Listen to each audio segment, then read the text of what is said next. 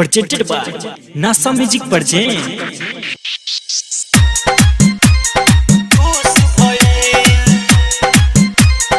जब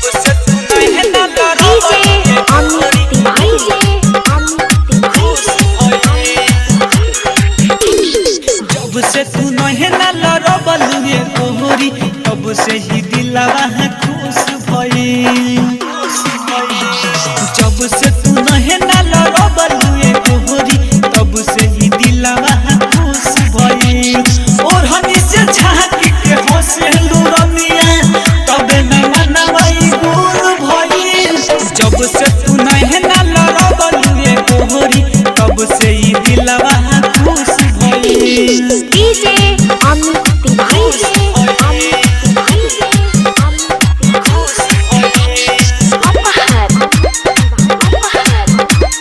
जब से तू नहीं ना लड़बल ये कोहरी तब से ही दिलवा खुश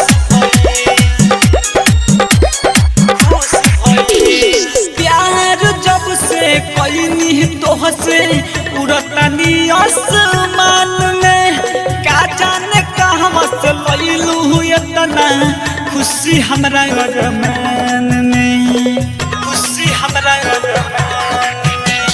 प्यार जब से कइनी तोहसे उड़तानी आसमान में का जाने कहवा से लइलू इतना खुशी हमरा अरमान में।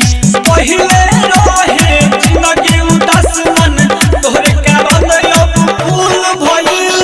जब से तू नहीं ना लड़बल ये जान तब से ही दिलवा खुश भइल। डीजे अमित तिवारी जब से तू नहीं ना लड़बल ये कोहरी तब से ही दिलवा खुश भइल।